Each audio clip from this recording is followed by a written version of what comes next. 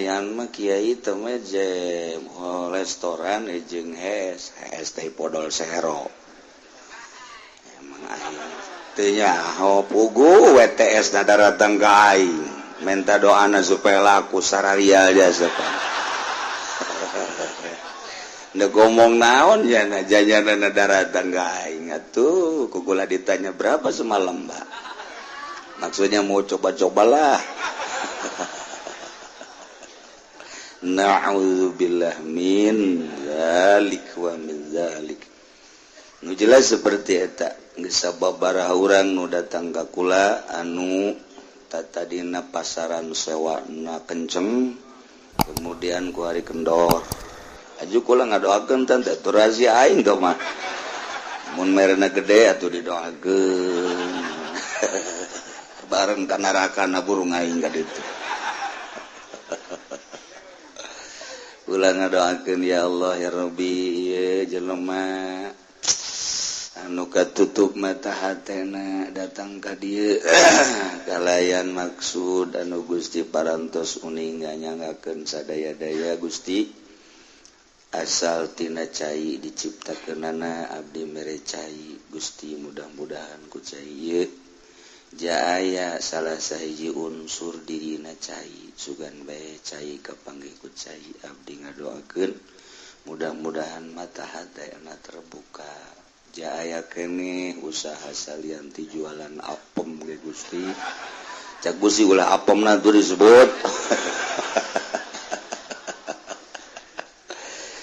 itu dar watak sabodo geus serahkeun ka Gusti Allah aya tapi teh juga anu sabaraha bulan datang deui ceurik ya Allah ya Kiai cenah abdi ayeuna bade uwih bae ka mana uwihna ka lembur abdi kunaon lah ceknya nanti bade ngawarung bae di ditu ceknya nanti modal geus aya ayeuna mah tobat abdi ceknya nanti boga anak jadi itu bade diurusan ku abdi hiji nu urang lembur urang ge emang aing teh nyaho urang lembur urang ye sekitar kecamatan billahi minasyaitonir rajim bismillahirrahmanirrahim wa ayyu'inal mud'a alaih lan yantah nganyatakeun ya mud'i ing mud'a alaih falau golama kalamun ngucap ya mud'i ngucap ing lafaz qatalahu ahaduhu matainihu ing maqtul sopoh salah sawijine nas la yahlufuhumul qawdi fil asahi maka orang nyumpah sopoh panghulu ing dalam mungguh kaul asah wa yajriyani lan lumaku ya karone mudda'i lan mudda'a alaih fi da'wa gosobin ing dalam da'wa gosob wa sarikotin lan nyolong wa itlafin lan ngarusak harta wa nama tusma'u la nanging pastine den rungu ya da'wa min mukallafin multazimin ala mislihi saking kang mukallaf kang nerima tetep ingatase misile ya mukallaf ala mislihi ingatase misile ala mislihi ingatase misile ya mukallaf walau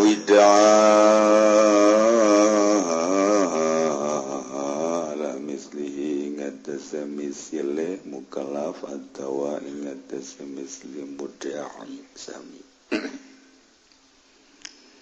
walau idana namun aku ya mukallafin firadahu ing ngijine mukallaf bil qatli kalawan mata ini sumada ala akhara kari-karinga aku ya mukallaf ingat wong kang one lam tusma isaniatu maka ora den rungu opo kang kapindo amdan atawa maha wawasofahu bigarihi lan nyipatan ya mukallaf ing akhar bigarihi kalawan dia namdan lam yabtul aslu dawa fil azhari maka ora batal apa asale dawa ing dalam mungguh kaul azhar. Yang mau pertanyaan bagaimana hukumnya mengikuti program BPJS Kesehatan di mana setiap bulan dipungut iuran dengan tujuan di saat sakit berat, sakit bebas biaya rumah sakit, dan bagaimana bagi karyawan yang diikut sertakan dan dibayarkan oleh pihak perusahaan. Menurut agama mah teu bagus sebab melibatkan keseluruhan. Mungkin nu bersangkutan muriang maderes, nu teu muriang paehna dadak atawa sehat bae. Kecuali nyana menta diimpus bae sanajan sehat. Sayang uang saya udah masuk, impus aja.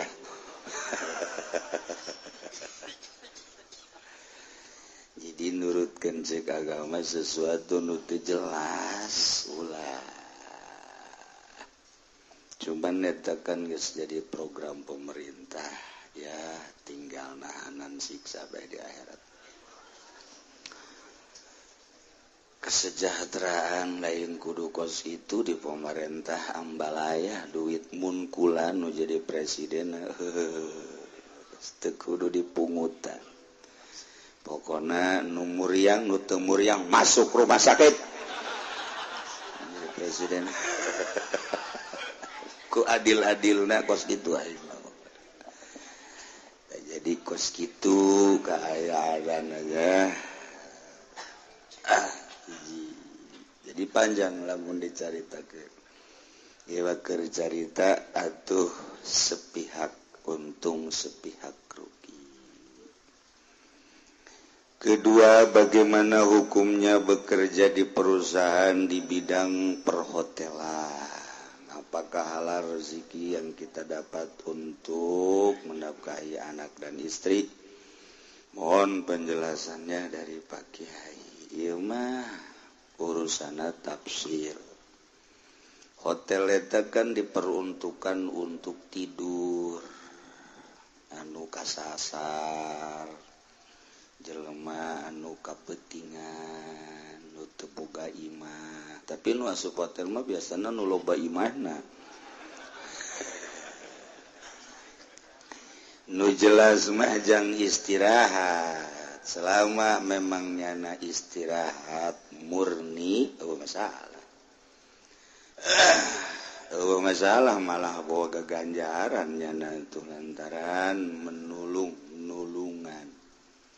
Sanajan bari jeung mayarkan bunga. Urang ka Jawa Tengah, DKS, di Imah Batur Besi Pajar Garong. Di masjid mah lain jang paranti HS jang salat di warteg atuh. Nah ieu mah mesti neangan motel hotel, nah, otomatis neangan urang aya bunga kan urang. Selama memang ditunya digunakeun untuk tidur mutlak masalah. Kecuali aya muatan-muatan lain. Urang datang gadinya aju neangan simbut hirup. Iya. Malah di hotel sorangan menyediakan selimut hidup.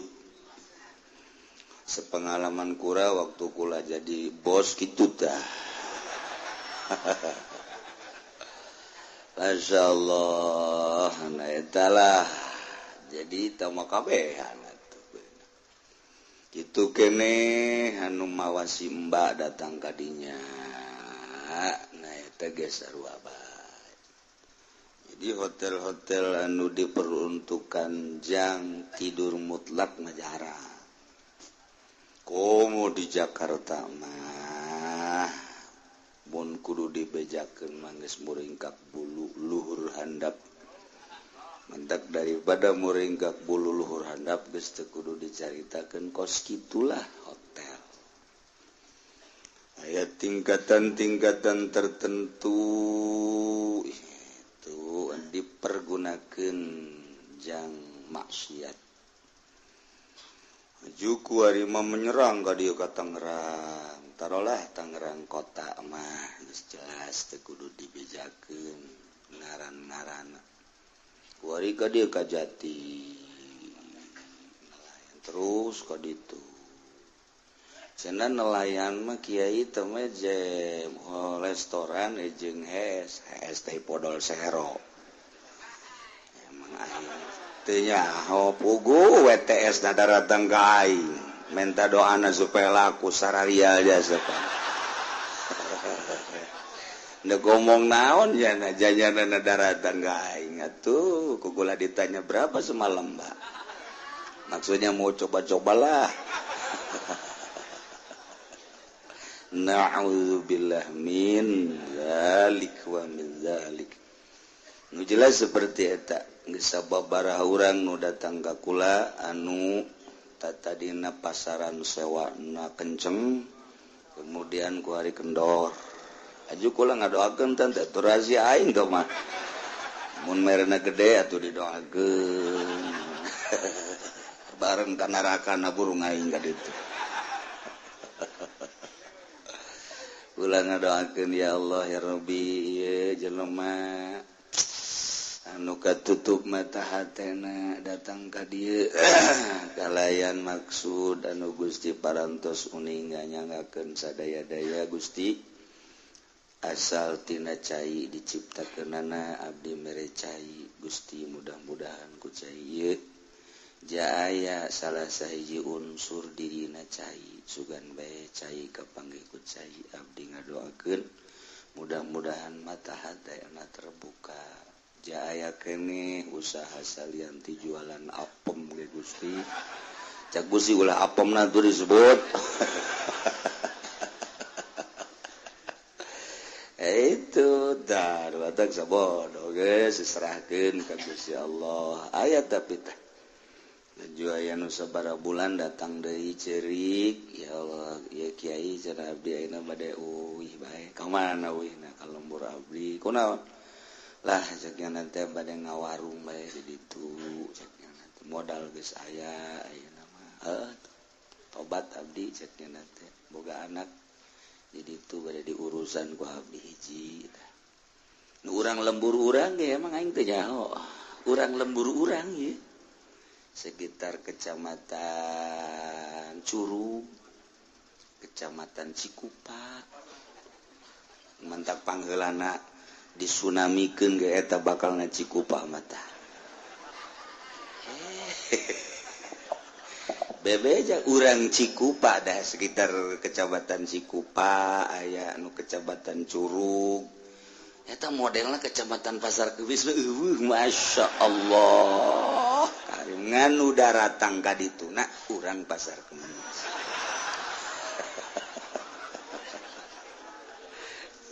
Gusti Allah kula nyaho urang Pasar Kemis teh nu sok nelayan teh nyaho lillahi taala lain lalagan geus mun pake geus lillahi taala geus pohara tah tinggal Allahu akbar bae pan nyahona ti mana nyanana bebeja.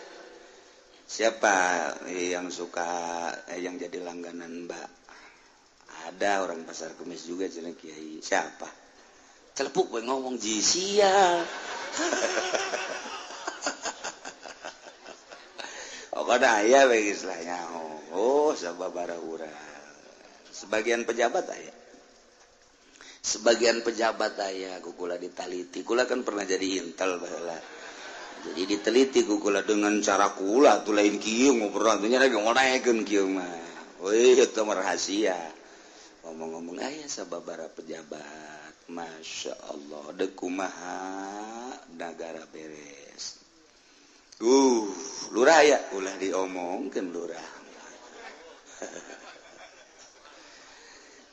terus nyedak bakal naga ditu terus perhotelan dikir cerita perhotelan terus aya sabara aya 2 hotel nu deuk dibangun bari nah eta tanggung jawab MUI nu dihareupeun antara izin mengizinkan dan tidak tergantung MUI-na tanda tangan jadi aya nunggus duk mere duit ke kula keur bulan puasa supaya kula mengizinkan salah satu hotel pokoknya mau lebih bejakeun lah daerah ditu masih kampung kula dibawakeun duit mah tadi dicokot duit mah aja butuh panjang lebaran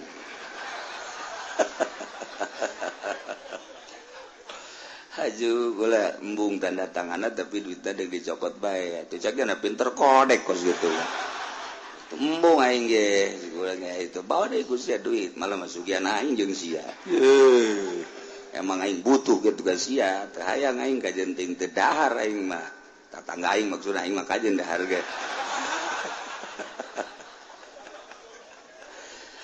nah kos gitulah ya berat tanggung jawab dangke ya MUI teh mantak alhamdulillah hadena ge MUI-na kiai di urang teh antak banyak kiai tanda tangan hotel itu mungkin kan aja lamun MUI-na tanda tangan itu berarti kiai-na laas sama kos itu diganti ku urang ulah kiai kuruna jawara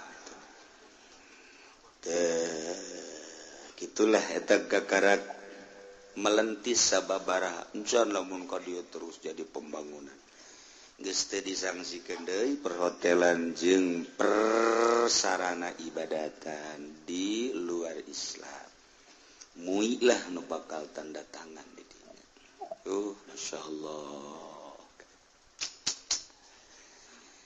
ieu mah urang keur nyaritakeun tentang mudai jeung mudaleh sakumaha nu dijelaskan ku Kangjeng Nabi al-bayyinatu 'alal mudai wal yamin 'alal mudaleh illa fil qasamah al-bayyinatu ari sumpah alal mudai al-bayyinatu ari saksi alal mudai seseorang mengaku mesti aya dalil jang muatan pengakuanana saksi bayyinah wal yamin alal mud'aleh sumpah jang mud'aleh nu didakwana illa fil qasamah kecuali dina urusan qasamah ke persumpahan ieu mah urang keur nyaritakeun tentang jinayat berarti hubunganana jeung perusakan-perusakan tentang jiwa tentang anggota maka disyaratkeun syaratna tentang dakwaan pembunuhan teh aya genep nomor kahiji antakuna malumatan kudu maklum kaayaan nu didakwana kudu maklum bi ayu fasila ma yad'ihi secara kudu dirinci naon nu diakuna Zaid boga bapa ngaranna Khalid kemudian terbunuh dicarilah pembunuhna cari kuari kacium ku polisi pembunuhna adalah Ki Bakar angkat Ki Bakar kemudian diinterogasi Ki Bakar teh ajukan ke meja hijau tak eta teh menang langsung diponis bahwa pembunuh Khalid ialah Bakar kecuali kudu aya kekuatan terutama kudu aya barang buktina aya saksi ialah al-bayyinah lil mudda'i nyana kudu ngarinci ngajelaskan setelah memang benar Ki Bakar adalah pelaku pembunuh terhadap Khalid didinya kudu ngajelaskan nyana meme diponis yufassilu bi ayyufassila ma yadda'i motif pembunuhanana apakah ia terencana atau tidak sengaja atau kesalahan atau motifnya mirip-mirip sengaja Sibih Amdin. Nah Ki Bakar setelah diinterogasi bahwa nyana benar adalah sebagai pembunuhna ieu ulah waka dipolis kudu ngajelaskeun heula motif pembunuhanana apakah sengaja atau memang kesalahan atau memang ieu Sibih Amdin mirip kesengajaan lantaran kebeda kan hukumna antara sengaja jeung kesalahan atau Sibih Amdin. Nah eta Ki Bakar mesti ngajelaskeun syarat pertama temenang main hukum sendiri lantaran hukuman nu Gusti Allah Subhanahu wa ta'ala diatur sedemikian rupa rapih atuh lamun di negara make aturan-aturan hukum Al-Qur'anul Karim. Syarat nomor kedua antakuna mulzamatan dakwanana kudu geus ditetepkeun geus palatus mau dakwah hibati sain teu bisa didenge jelema ngadakwa misalna dibere sesuatu tanpa aya dalil, tanpa aya kekuatan argumentasi. Zaid misal urusan hibah, Zaid dibere mobil ku Ki Khalid, kemudian mobil tersebut diaku ku Ki Bakar. Ta eta Ki Zaid ngaku bahwa mobil anu aya di Ki Bakar eta adalah mobil anu geus dibikeun ka kaula. Cek Ki Zaid teh aku Ki Khalid. Ta eta mengaku bahwa Zaid telah diberi mobil oleh Ki Khalid sedangkan mobilna aya di Ki Bakar. Nah eta ge perlu argumen-argumen dalil-dalil. Lamun langsung ditanggapi baik waktu pada ngararaku baik kabeh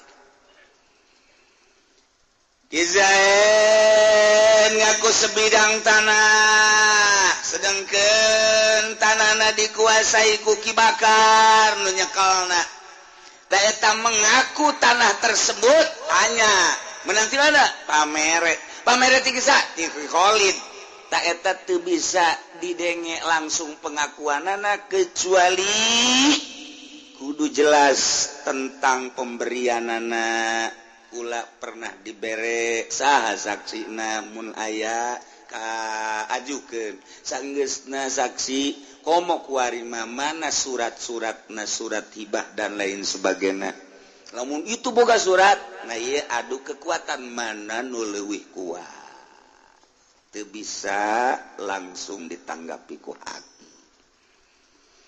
Katilu wasaliswa ayeuna ye nomor katilu wa ainal mudale nomor katilu si mudai teh kudu nganyatakeun dina dakwaanana al modalkan didakwana Zaid boga bapak ngaran Khalid terbunuh. Ternyata begitu diteliti pembunuh nate ieu adalah mengarah kaki bakar.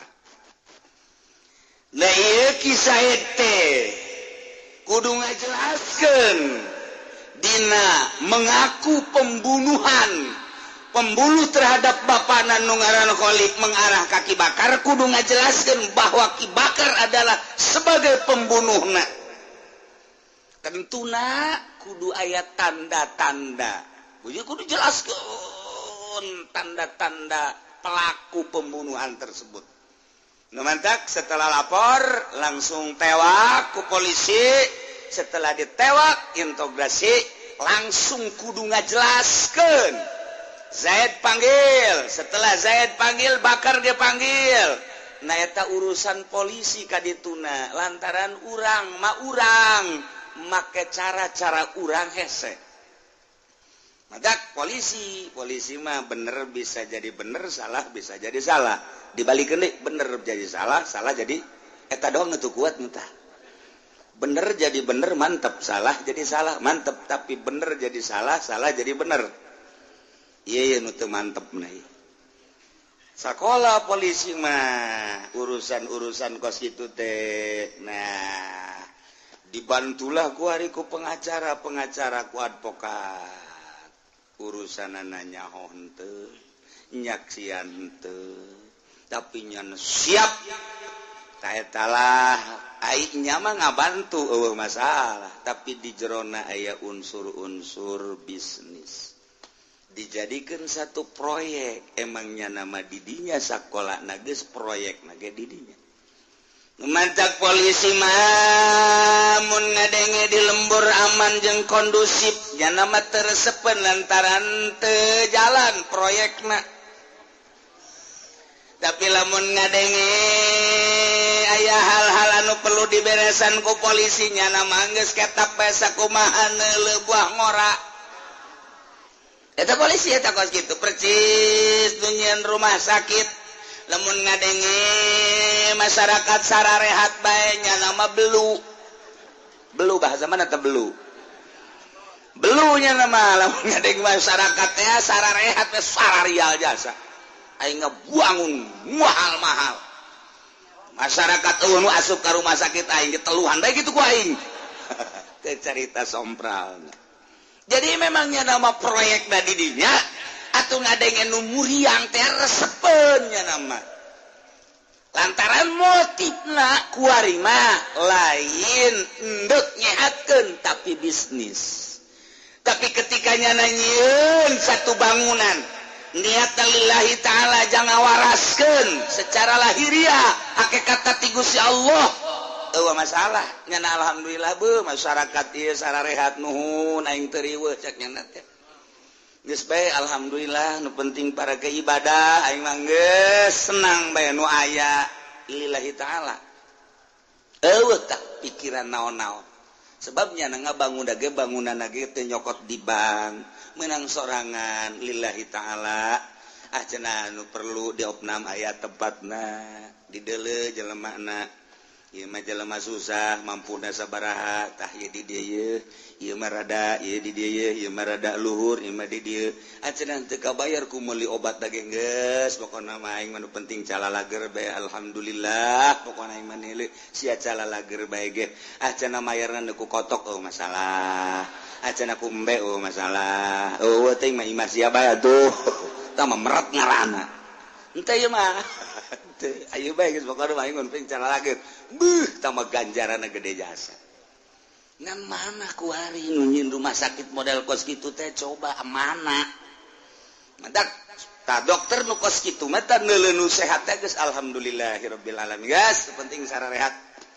Tapi anu ngabangunna memang yang bisnis mah ngadenge jelema sararehat kabeh teresep bila perlu nyieun nyana racun-racun. Nyieun nyana mantak dokter teh ku ari mah aya makanan make campuran gitu obat-obat nah eta teh resepen sebab engke 1 2 3 tahun bakal kena penyakit makanan ini nanti 1 2 3 tahun bakal terjangkit penyakit resepen dokter mentak siap-siap jangan nyieun obat 3 tahun lagi nanti akan banyak penyakit sebab geus diciptakeun tina makanan anak kos kitu kos urang naik mobil di Jakarta asup kadinya teu puguh teu karu ban bitu horeng di ditu geus aya bengkel sararial jasa horeng di tendedan paku ieu eta di Jakarta tah mentok kula kamari keur waktu naon gitu ngaranna nyekel ka kawasan di Jakarta capek ngaleungit-leungitkeun kos kitu tah masyaallah budak sia teh kurun sararial teh nya tuh paku di tendenan kadinya tuh bengkel geus siap di ditu dihareup pan berloon eta ieu mah geus eueuh anu murni ka Jakarta naik mobil kempes ngahaja di tendenan paku ka rumah sakit disadiakeun rumah sakit teh makananna geus di tendenan obat-obat kimia kemudian atuh ayeuna mah kitu polisi gitu kene kasus dibuat sedemikian rupa jadi emang di akhir zaman mah campur-campur kuarita kos kitu urang teh lamun kitu terpancing ya otomatis tapi kan mau tidak mau urusanana mesti kos kitu dah kudu ngajelaskeun deh waina jeung kudu ngajelaskeun si mudayal mudaleh pelakuna kudu dijelaskeun bahwa nyana melakukan pembunuhan dengan aya barang bukti nyana kudu ngajelaskeun sorangan tah duaan tah tiluan tah atawa rame-rame eta kudu ngajelaskeun jadi kisah teh nuduh pun bahasa urang nama pelaku pembunuhan bapana nu ngaran Khalid adalah Ki Bakar Ki Zaid kudu ngajelaskeun laporan dengan laporan anu intensif nu otentik laporanana nu jelas supaya jelas engkena pelakuna Ki Bakar barang bukti aya dan lain-lain sebagainya tak kudu ngajelaskeun sorangan duaan tiluan jelaskeun ku Ki Zaid ngeunaheun ke polisina terus sidang di meja hijau kan enak teu meunang kieu Pak saya lapor ya siapa kamu saya Zaid orang mana Cikupa Pak laporan apa bapak saya nama Khalid Pak dibunuh oleh siapa pokoknya tangkeplah pokoknya tuh Bakar dan rekan-rekannya tangkap kok bisa begitu sih pokoknya tangkap dulu dah tangkap pujana ayam meureun 5an Zaid ini Bakar dan rekannya sudah ditangkap ini siapa pembunuhnya pokoknya apa salah satu dari yang 5 cak polisi sial amat sial atuh salah sahiji nu 5 teh nu mana pokoknya salah sahiji 5an eta lah pembunuhna teu bisa kitu tetep kudu dijelaskeun atuh lamun salah sahiji mah meureun Bakar enak aja beun sia meureun dadap weuh sembarangan meureun sia waru enak aya lu enak aya oh kampung Melayu berarti ya nu 5an ditanya lamun salah sahijina doang pelaku pembunuhan eta ngaranna teu jelas jadi lamun teh mah Zaid ngajelaskeun qatalahu ahaduhum pembunuh bapak kula teh salah sahijina tinu 5 mau bari henteu dijelaskeun mah bahwa pembunuhan tersebut teh urang lembur eta nah eta teu bisa diterima tetap layah lupu umul qadi pil asok ente bisa disumpah ku qadi heulana lantaran encan jelas tetap kudu jelas heula nu rapi teu meunang sambarangan beusi salah gitu mentak kudu nyieun undang-undangna nu rapi beusi cara kajadian antara pengemudi jeung polisi teh Zaid nyana usahana di beca orang Madura bisa orang Madura mapan ngomongna aya sewa tangkap ke polisi balik ada apa Pak enggak lihat rambu-rambu tuh lihat saya lihat Pak rambu-rambu apa itu beca dilarang masuk ke situ. Kenapa kamu masuk aja? Di situ gambarnya Pak, beca tidak ada sewa. Ini kan ada sewanya Pak. Polisi bingung, goblok kamu. Saya apa Bapak yang goblok? Bikin rambu-rambunya yang bener dong. Tapi di situ kan ada di bawahnya dilarang beca masuk sini. Itu kan udah, kamu bisa baca enggak? Enggak Pak. Kamu nggak bisa baca. Kalau saya bisa baca, apa saya jadi polisi Pak? Saya nggak bisa, cuman lihat aja di situ ada beca pakai palang begini, nggak boleh masuk. Saya lihat becanya kosong, saya ada isinya Pak. Kata polisi, udah langsung atuh, blon kabehan Pan. Bisa ada tuh orang Madura, sial jasa. Orang Madura mau kos gitu mungelehnya nama. Tama sarua jeung dilarang kencing. Ngising di dinya. Sarajing eta pantama, dilarang kencing di sini. Oh, enggak boleh juga kencing. Berarti berak mau boleh cak. Padahal mapan kencing bae ge nu ringan teu meunang atuh komo ngising. Itu ge sarua beca kosong bae teu meunang atuh komo aya sewaan. Dasar orang Madura bloon. Tetapi polisi eleh bae. Gara-gara naon teu bisa baca nya. Enggak bisa baca kamu? Enggak, Pak. Beneran? Ya bener. Kenapa nggak bisa baca? Kalau saya bisa baca aja, saya jadi polisi. Ntar bapak yang saya tangkap. Udahlah, lurus. Ntar sewanya berapa bayarnya?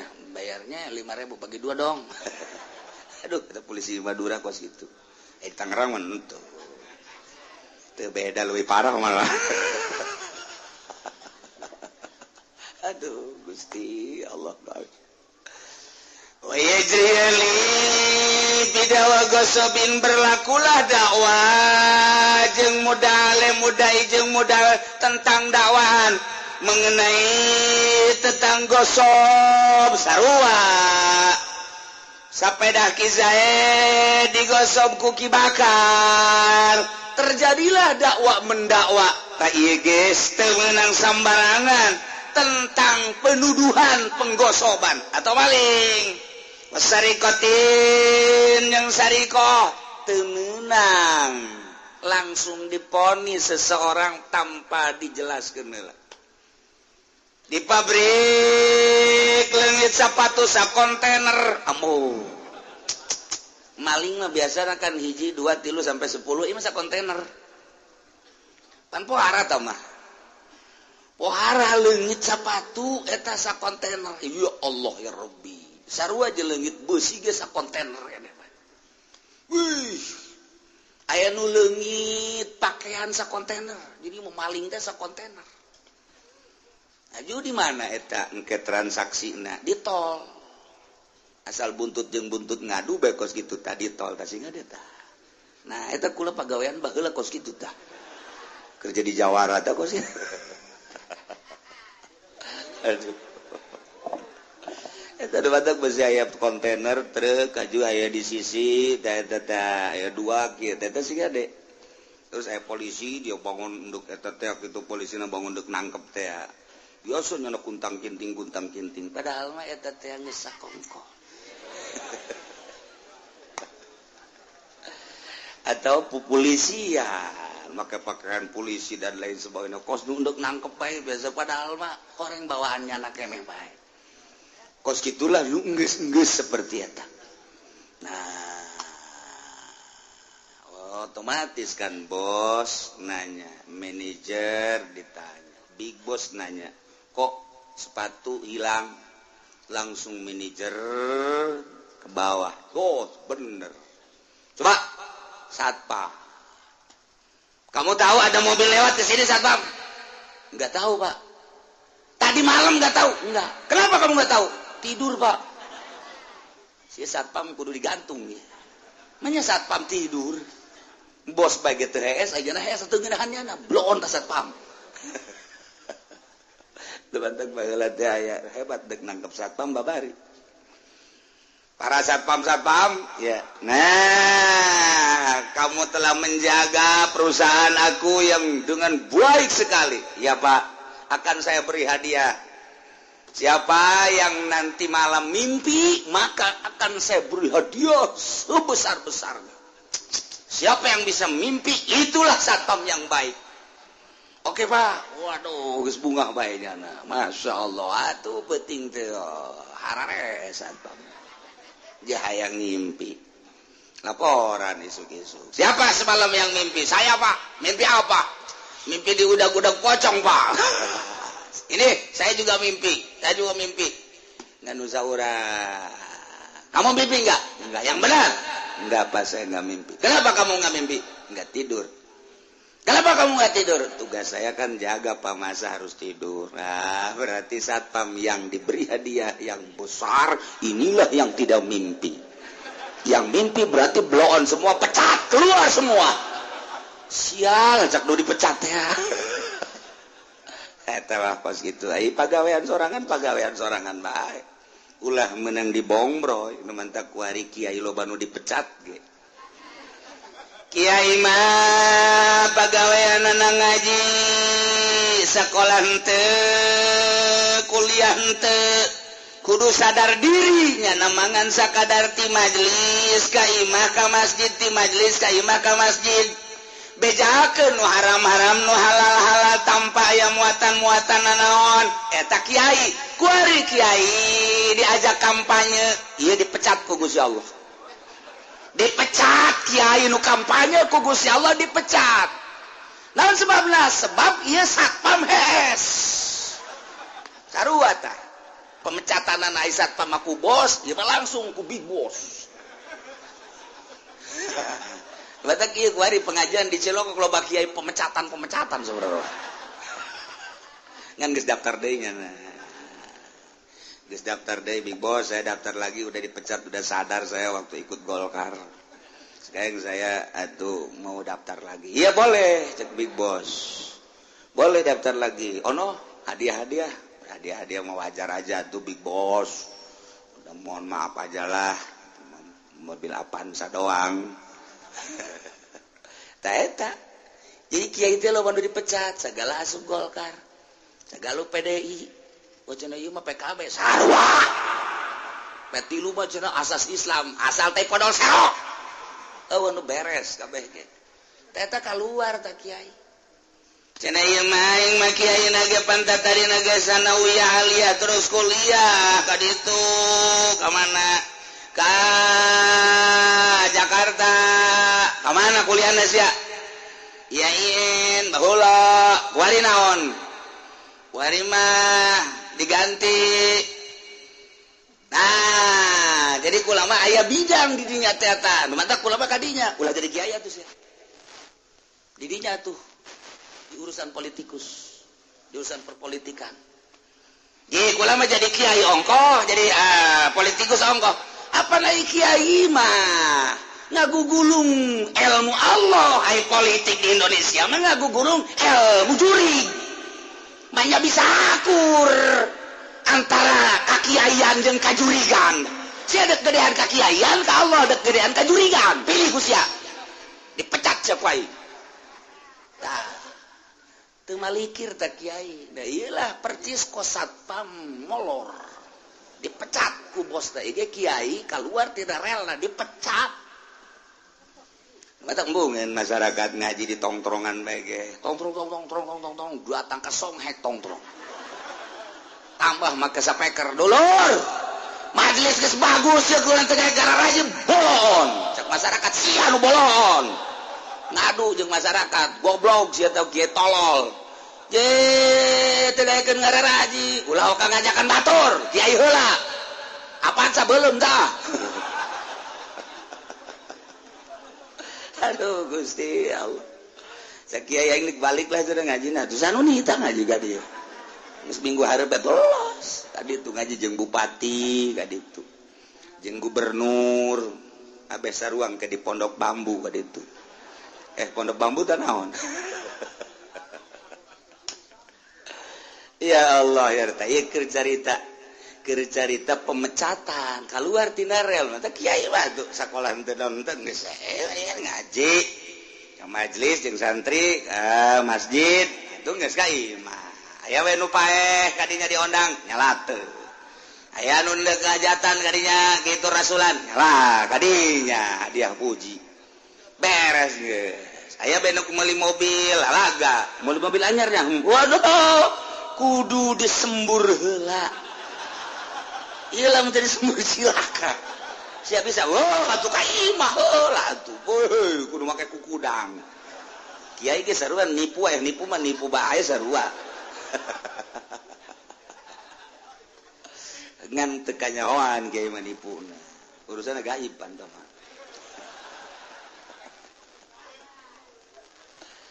tapi untuk aya nun teu nipu mah kiai malikum urang balik kendaraan anyar aja yang berkah we oh atuh geus bere cai ku urang banjur geus ka mobil tak ka kula siap banjur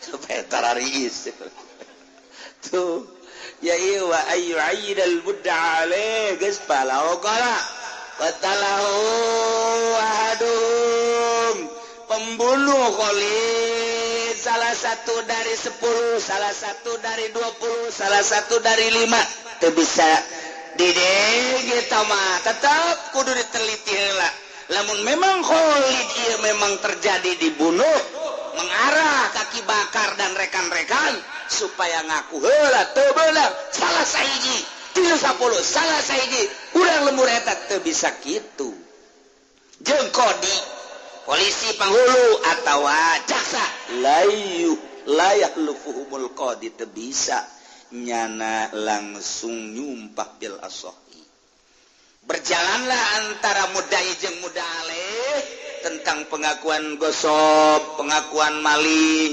perusakan dan lain sebagainya sarua teu meunang langsung kitu teu meunang kitu menuju tanpa aya tanda-tanda keabsahanan.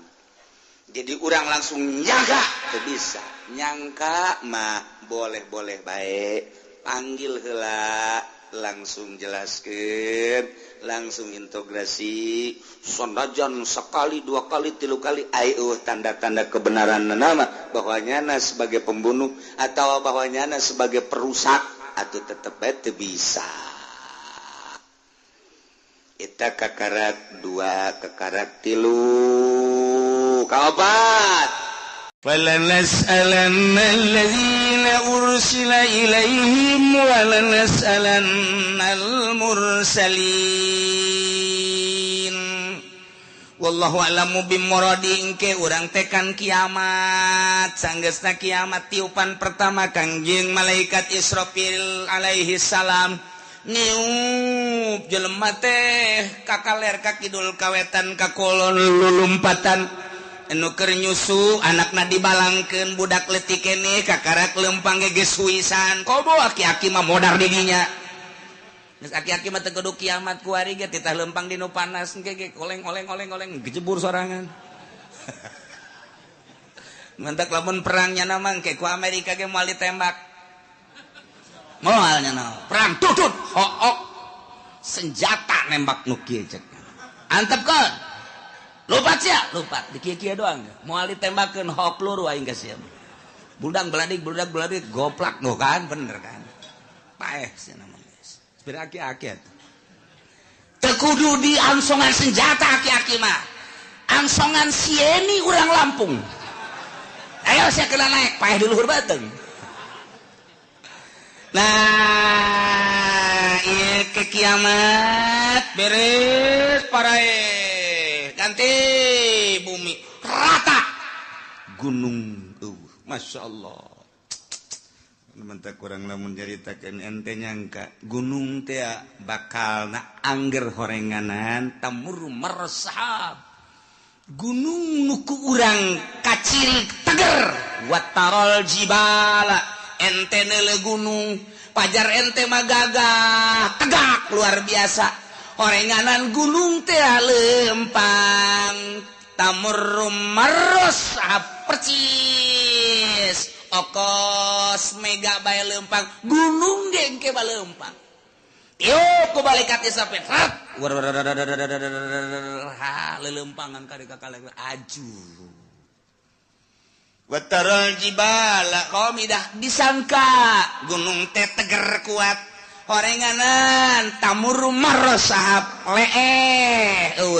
gunung sakitu tegerna kok masih Juned ajur ganti rata laut gunung Kobe wah geus diterjemahkeun ku Raden Oma Irama kiamat terjadinya ada jadi presiden. Masya Allah, gunung-gunung yang tinggi menjulang hari itu akan dimusnahkan. Wah, pohara jasa. Masya Allah, lautan yang dalam sarua bae eta kos kitu jana beunang di Quran masalah eta. Ya Allah, ya Rabbi. Beres kabeh. Ku hari hujan, teng tiup roh ku malaikat Israfil.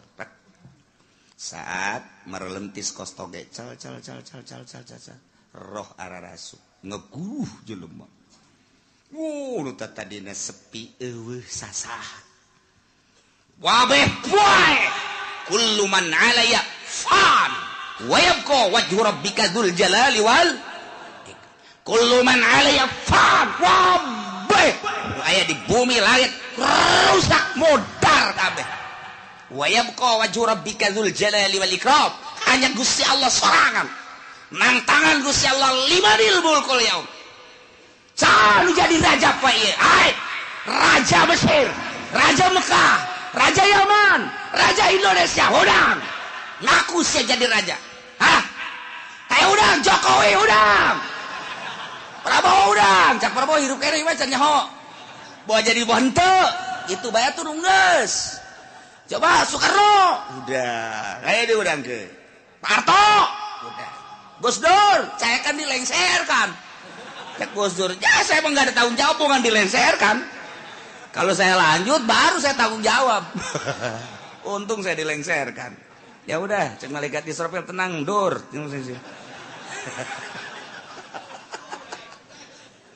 Masya Allah tantangan limanil mulkul yaum.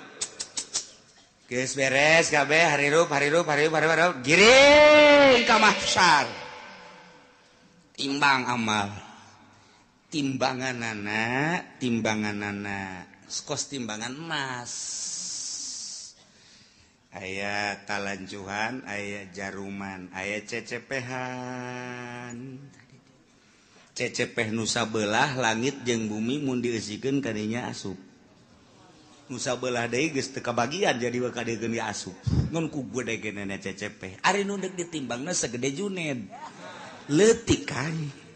Ku gede-gede amat deuk ningalikeun jeung nembongkeun ka maha kuasaan jeung maha dahsyatan Gusti Allah Subhanahu wa taala. Wih, jelema dikiring di berbagai negara kabeh ka mahsyar. Di mana letak mahsyar? Letak mahsyar teh Masjidil Aqsa. Berarti Didi itu boga sejarah dunia boga sejarah di akhirat ge boga sejarah. Masya Allah karim. Iyalah. Ye nu deuk dicaritakeun. Langsung jelema kabeh. Malaikat Jibril cicing di tengah. Di hareup Kangjeng Nabi urang. Malaikat Jibril Mikail di belah katuhu. Jibril Mikail Israfil belah kenca. Anjing Nabi dihareup plek kumpulkeun ku Gusti Allah. Falanas'alanna alladzina ursila ilaihim wa lanas'alannal mursalin. Cek Gusti Allah aing bakal nanya alladzina ursila ilaihim ka umat-umat anu diutus para rasul. Ndek ditanya teh an ijabatihim ar-rusula wa amalihim fima balagahum tentang ijabah ka para rasul jeung ngamalkeun naon nu disampaikeun ku para rasul ka maranehanana. Masyaallah. Di samping umat nu bakal ditanya walanas'alannal mursalin. Yakin kaula nu agung bakal nanya deui ka para mursalin utusan-utusan ditanya anil iblagi tina nyampekeunana. Ya Allah ya Rabbi. Wabeh ditanya. Bari pertanyaan teh sabenerna maubalana qusana alaihim biilmin yakin kaula bakal nyaritakeun ka umat ka para rasul kula bakal nyaritakeun biilmin dengan kanyaho jelas nyaho wa makunna goibin jeung kaula teu gaib teu nyahona kabeh nyaho ngan tetep ditanya bae pan jelema ditanya teh aya nu nanya teh nyaho nu mantak nanya ge pan teu nyaho mang kaula ieu deuk ka Bandung hayu ieu jalan deuk ka Bandung jalan mana bener-bener teu nyaho berarti kaulah mudik, iya milu mudik dekat Jawa Tengah, Pak, dekat Jogja, jalan ka mana, lontaran loba jasa, iya itu Jogja, kabelah dia manggih deh Jogja kanan, belah ditu kayak manggih deh Jogja kiri, bingung aing mah ieu, Jogja deui, belah ditu teh Jogja deui, isi jalan lu mana, dekat Surabaya teu nyaho nanya. Atawa nyana nanya Pak ieu teh kula teh dek dagang ieu cara dagang teh kumaha ieu modal da sakieu dek nu didagangkeunana ieu nyokot teh dia supaya teu nyaho nanya berarti Pak kula teh hayang kawin hayu hayang dek nanya bae ieu mah kira-kira kumaha ieu kula lamun kawin atuh babari modalna boga henteu ulah bakal hayang kawin sia teu boga modal mah nanya teh teu nyaho biasana nanya teu nyaho aya jelema nu nanya ngan aing mah sabenerna mah nyaho ngan nanya sote aing mah ngetes bae sia teh nyahoeun tante padahal mah nyaho ye kos ka budak tanya cek 2 + 2 sabaraha geus nyahoeun nu nanya mah ngan ieu dites 2 + 2 cak bapak tolol sia kudu ngabalikeun di ka aing 2 + 2 sabaraha cak bapak wah budak blon nih budak muncak bapak 4 kula 4 muncak bapak 5 kula 5 aku bacak bapak bae nyaho ye nu nanya nama guru ka muridnya nu mantak nanya teh dites berarti nah aya deui nanya teh ngajejeleh boga anak minta duit dibere tas 1 juta yo mudahan saminggu minta deui teh jang anu bere deui minta deui dibere deui geus kalima kali ka dia sia cicing sia dinya dieu hai aing geus sabaraha kali mere duit ka sia bego teu meunang tah anak atuh hitung bae ku bapak ditikem sia ku bapak goblok atuh nyahoeun bapak ge ieu geus mere duit sabaraha kali ngah sudah dipake naon tah duit ieu sia didinya pertama sia ku aing minta dibere kadua dibere aju minta deui dibere tah aing nanya kasih geus sabaraha kali aing abah dia mere duit ka sia teu meunang teu hitung bah teu meunang jalain kos kitu teh mah maksudna nyarekan aing lain sakali mere duit ka sia tapi ku sia teu digunakeun eta duit tuh tolol-tolol teh si otak pasang atuh menta deui si mah gawena menta malulu nyarekanan tah mah nanya tapi nyarekan Wadi bah, ya mah boga duit, ajo minta duit separit ya mentana. Mio separit dah mio. Oh sia dibanding mio, tapi pakai kusianya, nu bener tah, belikan kusia. Lamun kredit jeung cash lain deui bah hargana. Lamun kredit sabaraha? Barakara kredit? Ngomong sia lain sari. Bahkan hese dek beli cash deh di akhir zaman mah kredit bermodel. Yahudi teh geus kos karar itu bae. Nah, belikeun. Meunang meureunnan setengah bulan bah. Ang melikeun motor di motor naon? Motor Mio. Anu itu ka mana? Aya mah aya bah. Ngan ieu kebutuhan aya deui bah. Bere deui. Ja aya ieu bapana ge. Duit mah eueuh bapana mah aya. Aya tah. Bere deui. Bere deui 3 kali. Budak motor kamarana nya dibeli cenah kebutuhan barang ditanyakan ternyata dijual. Oh adek abah sabaraha kali belikeun motor ka sia hah sabaraha kali paneta mah nanya nyaun jan umang meulikeun lagi abah pan make nanya deuk nyarekan nah ieu ge sarua ye Allah teh deuk nanya ka umat atuh teh kudu ditanya ku Gusti Allah jauhkeun nyahoeun. Ja Allah mah pangeran. Urang turun ka alam dunia Allah nyahoeun, kuari hirup dihirupan ku Allah, Allah Maha Uninga. Kemudian urang kuari ayeuna di baya pagawean dagang berpolitik atuh Allah mah Maha Uninga. Kapae-pae urang mah teu nyaho ira bakal pae Allah bagus nyahoeun. Kumaha ditanya tuh urang ku Gusti Allah, nanya da deuk nyarekan ka urang. Nah, ieu sia bakal ditanya ku Gusti Allah. Teu menang kieu, sia ku aing pan dihirupan. Nah, ieu sia harita teh hirup. Kemudian pagawean sia waktu hirup naon bae cak Gusti padahal Allah nyao. Cek urang teh atuh coba bae Gusti kanyahona tumpahkeun ka dieu. Wah, dikerekem sia ku Gusti Allah. Teu menang kos kitu nyanggakeun sadaya-daya Gusti. Pagawean Gusti Maha Uninga. Nah, ieu bakal ditanya urang. Kabeh ditanya. Urang sebagai makhluk ditanya. Kangjeng Nabi lagi ditanya sarua bae. Urang ditanya tentang naon? Tentang an ijabatihim ar-rusul wa amalihim fima balaghum. Urang teh ngaijabah ka Kangjeng Nabi.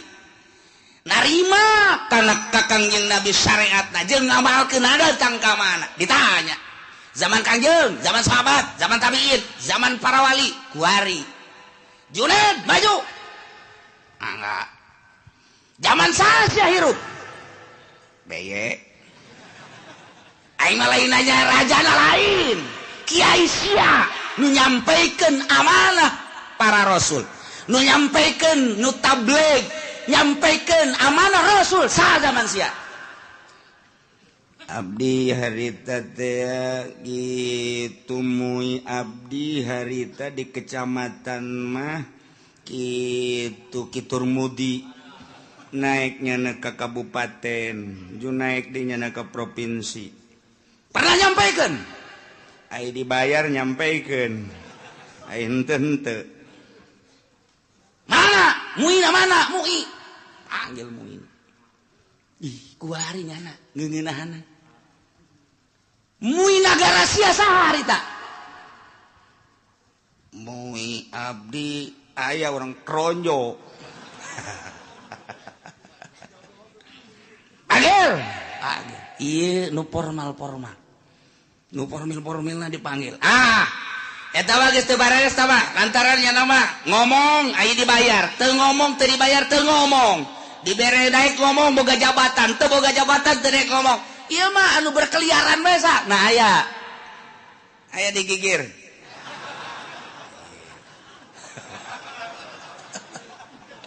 disebutan di Jakarta kiai anu di kampung kiai anu pernah nyampaikeun pernah cara nyampaikeun aku mah muludan bere duit eta lah lamun dari bere duit ngaco ulah nu eta nu asli nu nyampaikeun nu asli saha ayo gerak budi bejakeun diangsongkeun ka hareup deh kumaha coba eta urang lamun geus dikitukeun kumaha eta dihareupeun Gusti Allah nah sia zaman ieu pernah nyampaikan nyana bahwa Nabi akhir zaman Kangjeng Nabi Muhammad pernah. Kemudian naon nu disampaikan ku manehanana rukun wudu, rukun salat dan syariat lah dain sebab. Bener. Coba tanya kiaina ditanya deh. Siapa pernah nyampaikan? Bener. Nyampaikan lagi dah bae. Ai diondang muludan. Sok diberkatan. Aya. Mun teu diberkatan di buledan moal kadinya deui. Wah, itu beres ya. Aduh, Masya Allah. Nah, ieu bakal caritakeun secara global be umat bakal ditanya tentang narima syariat ti Kangjeng Nabina nya atawa henteu aya apa henteu. Ditanya, "Hai umat, pernah henteu Muhammad nyampaikeun amanah ka anjeun? Tabligh risalah?" Wah, jelema burr kabeh ngomong aya nu pernah, aya nu henteu. Ai Islam kabeh nyaritakeun pernah, kafir mah henteu, kan bela dirinya.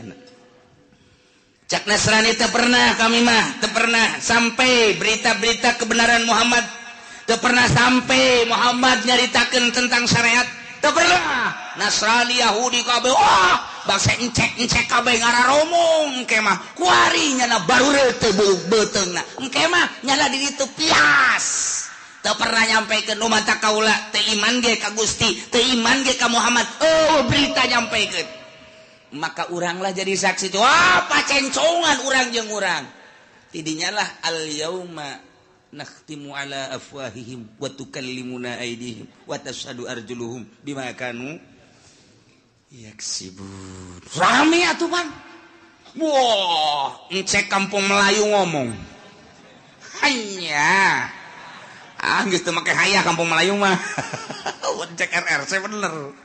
di kampung Malaya mah geus pohon bapak jasa encek lagi geus bisaeun eta mah nya encek nya susah ya Allah nya di neraka saneng-neng rugina ka bina-bina hehe pohara jasa ari tatanggana mah nu Islam sanajan nya ka neraka pan bakal dikaluarkeun tatangga si encek milu nya digawe jeung encek tapi kan nya lantaran aya imanan tetep dikaluarkeun untung kan no iya walalas alannal ladzina ursila ilaihim ditanya umat tentang nerima atau henteuna ka para rasul jeung sanggeus nerima ngamalkeunana macem-macem ke rame walanas alannal mursalin para rasul ge ditanya Adam ditanya Idris ditanya Kangjeng Nabi Nuh ditanya Kangjeng Nabi Sulaiman, Kangjeng Nabi Isa, Kangjeng Nabi Musa, Kangjeng Nabi urang ge ditanya, nyampekeun apa henteu?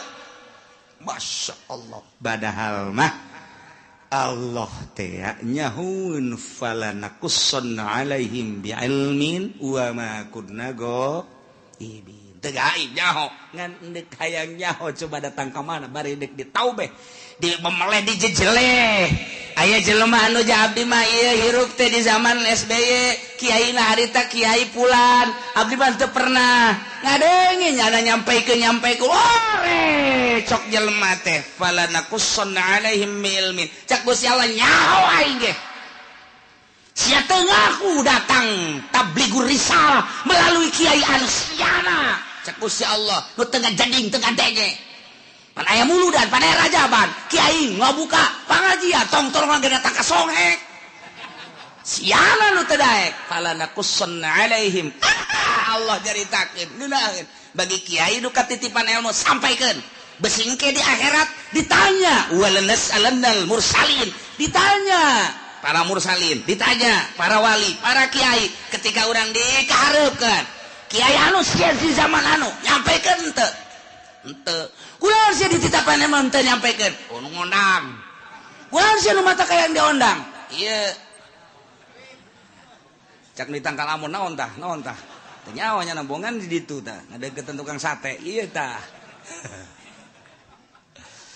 tuh kan ditanya kabeh umat ditanya para rasul ditanya Gusti Allah umat ditanya para wali ditanya umat ditanya kiai ditanya kabeh mana teuing ramena nah wa ma kunna ghaibin sabenerna mah atuh aing teu gaib eueuh teu kanyaho teu nyaho an iblagir rusul wal umamil khaliyah bima fi ma amilu nyaho tentang nyampaikeun para rasul nyaho pisan atuh uning pisan jeung umat anu sepi tina pengamalan nu ngamal jeung nu henteu nyaho Allah secara perinci juz'i satu persatu nyaho Gusti Allah sieu gadenge sieu ngamalkeun sieu narima sieu teu ngamalkeun sieu narima sieu ngamalkeun setengah sieu narima sieu ngamalkeun poara sieu narima sieu teu ngamalkeun nyaho Gusti Allah bakal dicaritakeun hiji-hiji falanakussan alaihim bi'ilmin wa ma kunna ghaibin nu gaib jeung Gusti Allah mah uninga nu mantak urang kuari salat ti penting teu kudu dikanyahokeun ku tatangga cukup ku Gusti Allah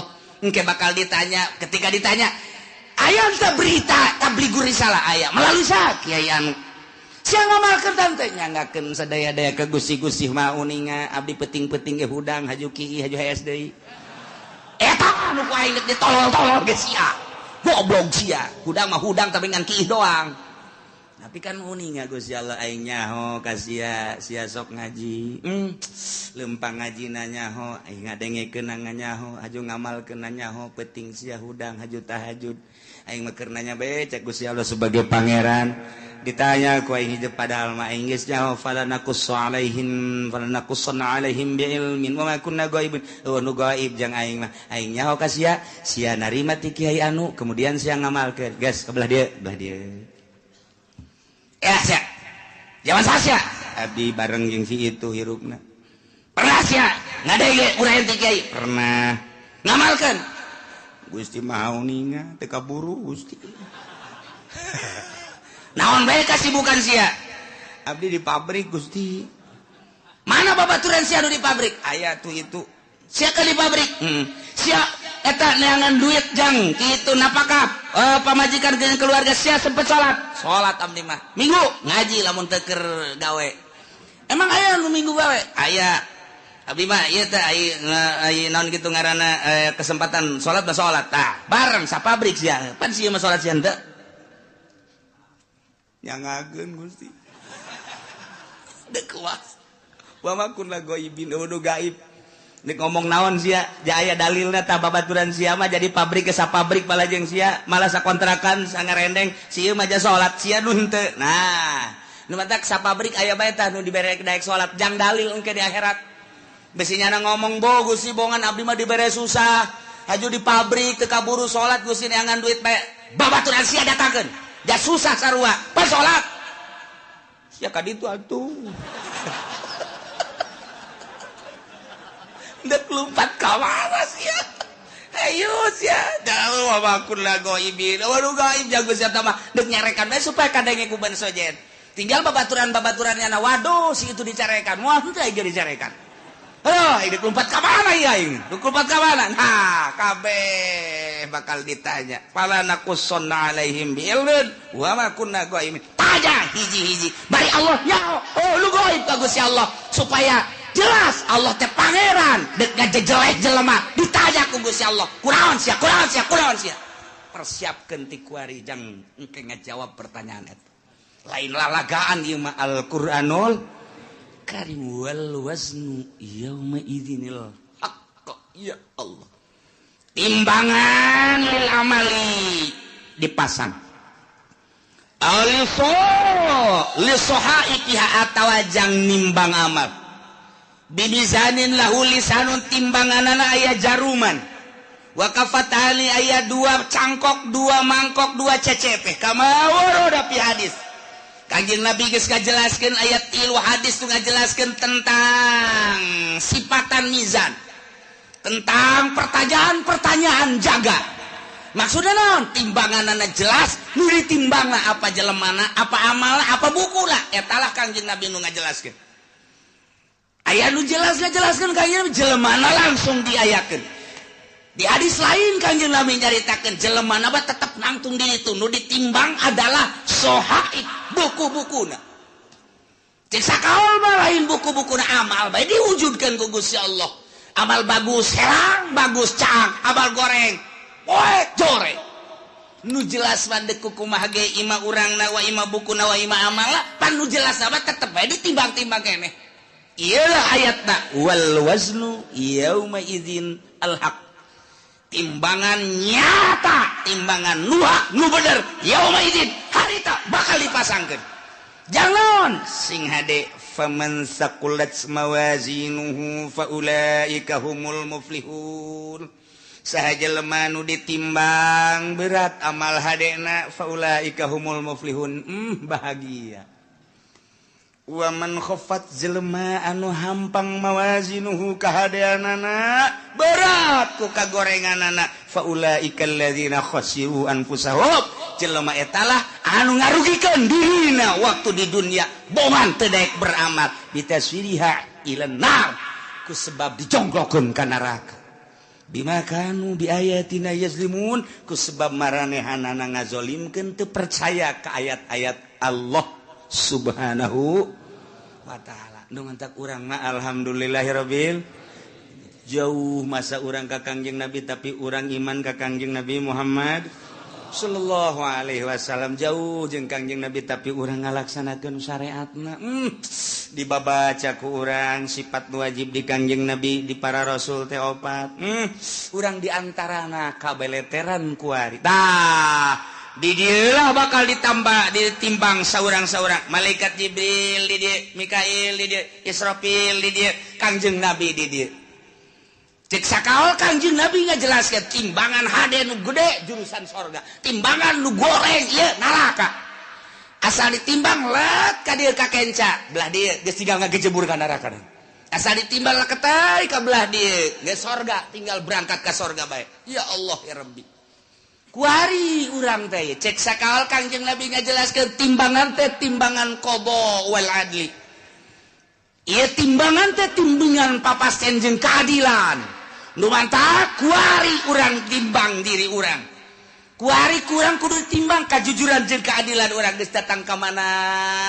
urang nuturkeun Kangjeng Nabi geus datang ka mana ngalaksanakeun syariat Kangjeng Nabi ketika ditimbang kurang bera rasa aing lamun ditimbang berat mana ya ti mata bae mata ye lobaan dipake neuleuh Quran apa lobaan dipake neuleuh TV kurang bae timbang kuari ye qada wal adli kuari cek Kangjeng Nabi timbang maneh merenung ceuli lobaan pake ngadengekeun musik apa lobaan pake ngadengekeun urayan-urayan hayo coba hayu apa lobaan ngadengekeun anu hasud ka urang anu ngomongkeun ka urang apa lobaan make ngadengekeun Al-Qur'an hadis kalam ulama timbang ku urang sorangan bari merenung kieu urang timbang ku sorangan bae hayu geura leungeun lobaan pake nyekelan naon ieu leungeun hayu sia leungeun apa nu teas-teas apa nu hipu-hipu sia leungeun timbang ku sorangan urang komo nu geus kolot mah maningan ge beureum mah melotot pegahan engkos kol budaya we kieu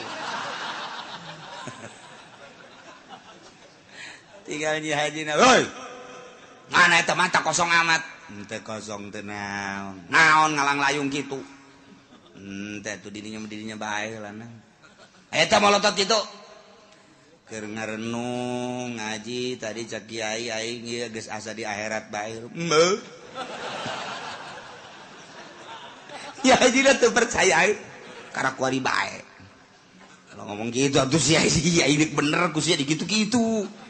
Dekeran tuh. Iya keur ngalamun aing di akhirat teh cak kiai ge timbang cenah amal. Hampura aing haji, dia tuh lagi hampura tang geus rada deres sakitu mah. Kula deui bureun hampura sok nyerekan ka Pak Haji tenan atuh hampura aing geus dihampura jasa mun aing kawin deui tah pakarak dek bener ge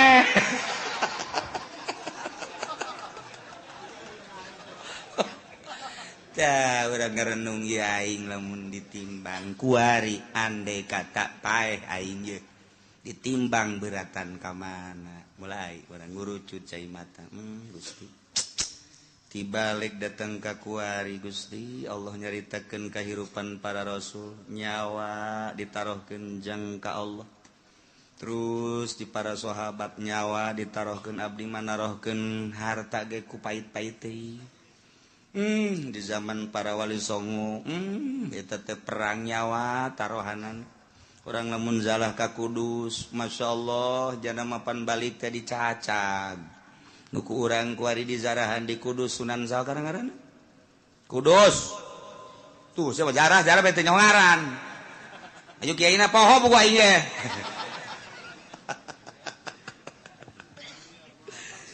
tuh eta pan nama perang Sunan Kudus mah perang balik teh pan dibawa teh tinggal nyawa balan cak sakaol bapan potong ieu na ge nuku urang di zarahan eta saja persoal di Kudus teh Kudus masyaallah balik nyawa batur menyawa taruhana pake ilai kalimatillah renungkeun ku urang aing boro-boro nyawa duit ge ku pait-pait teuing ge aya masjid ge butuh ka keramik kook biasa geus sababaraha kali mah haji jamaah haji mah atuh jajan mah aya atuh ieu keramik ge keramik nu sajen heula ke kurang karak aing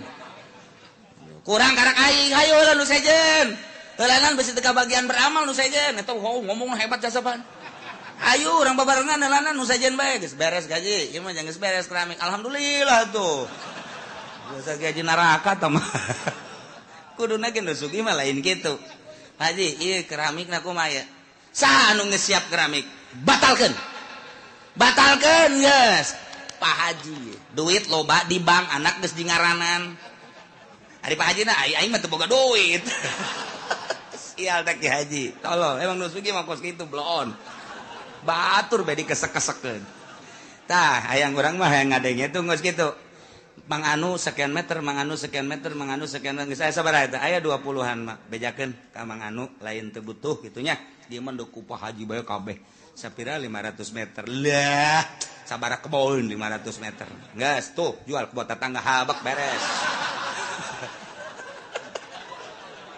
oh bener lagi Haji dasar pelit-pelit bae tah ngeunaheun urang ngadengena bejakeun gas dulu sadaya hampura ieu mah ditarima tarima bae nu 1 meter 2 meter ngan ke dialihkeun ka nu sajen sebab ieu keramik ditangkes ku Pak Haji Anu oh maksudna abeh teu kesel deui cek jana teh ieu mah duitna aya naon teh alhamdulillah atuh nu kami mah geus kanaonkeun bae kan ngeunaheun teh mun aya di lembur lu kos itu gimana teh Pak ayo heula ke kurang aing kurangna 1 meter eta nu dimaksud ku aing aduh ya udah sugih dur-dur pet nu kos kieu tah ialah wal waznu yauma idzinil haqq fa ulaika faman saqulat bawazna Kangjeng Nabi na di dieu maksudna naon eta Kangjeng Nabi di dinya cicing ya Allah ya Rabbi Kangjeng Nabi lain samaneh ketika ditimbang umat Kangjeng teh ti heula pan al awwalun al akhirun umat Kangjeng Nabi teh pandeurina diayakeun pangheulana ditimbangna Kangjeng Nabi di dinya sabelah Kangjeng Nabi cicing di cukang neraka jahanam Masya Allah lain lalagaan Kangjeng Nabi memang kumaha begitu ditimbang teh nu kadeu ku Kangjeng Nabi leket teh ka kenca Kangjeng Nabi nyekelan surat ulkoh ngaranna tek gegera dikerjakeun naon cak Jibril lalu bomong berat antah tadina ka ditu kok jadi ka ditu salam surat leutik mah eusina la ilaha illallah muhammadur rasulullah eusina eta tah leutik biasa surat asal ketei ka ditu naon teh cak Jibril ulah yang penting selamat baik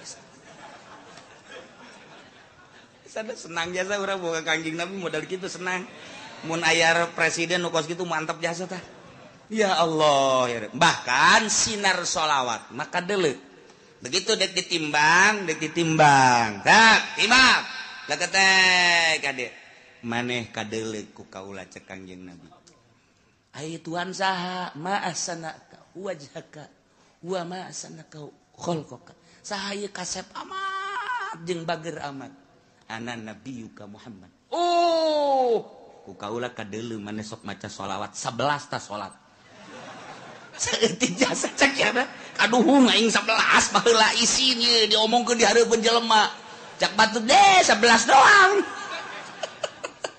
geus kajeun 11 ge lantaran saya istiqomah geus begitu ditimbang tek teundeunan sholawat ka dieu 11 bae kuat ka salamet tas salat 11 nyana nanya heula masana wajhaka kasep amat Tuhan saha jeung tita tadi tutulung bae ana nabiyuka Muhammadun pohara ieu kacirita nu sok maca sholawat mah ku Kangjeng Nabi kaciri sidar sholawat nah geus disalabat-salabatkeun mantap ku ari ulah cicingin geus kolot poe Jumat geus jam 10 ka masjidna teu bisa jam 9 mah teangan di dinya tihang jang nyalan deh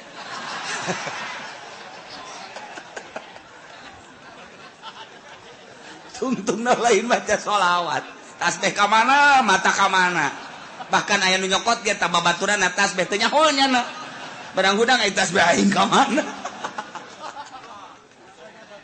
Aduh, teh baca sholawat lah mumpung urang hirup komo nu geus kolot mah ieu inget wal waznu yauma idzinil haqq ya Allah ya Rabbi ingis jasa untung aya Kangjeng Nabi urang Kangjeng Nabi Muhammad sallallahu alaihi wasallam lantaran kabeladianan mah cepet ya cepet limbangna cepet jadi Kangjeng Nabi kan latuh lantaran sorangan limbang cepet lai ka dieu aya anu henteu kabagian sapaat kaburu Kangjeng Nabi na keur munyeuna ka dieu ieu ka dieu dibalangkeun ka ditu kan waduh aing Muhammad bae cek jana aing teu kabagian ya tapi tetap Kangjeng Nabi kadeuleu ku Kangjeng Nabi pas gagolepak ka neraka cekel ku Kangjeng Nabi entap tulung ka malaikat Jibril salamat ka eta atuh mah geus jore cek eta teh jadi teu lagi main simplong melulu nya aya sholawatan cek Kangjeng Nabi sabaraha sia sok maca sholawat ai muludan cek nya maca tante henteu ngadengekeun doang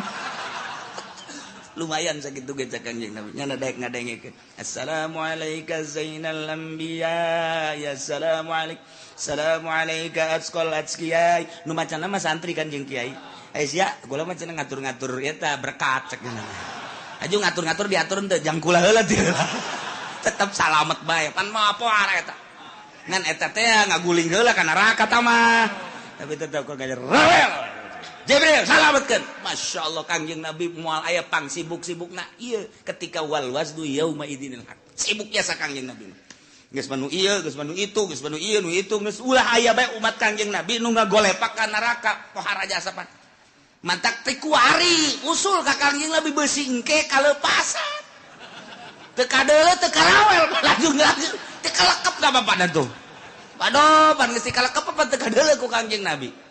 Umat aing geus beakeun kan Jibril.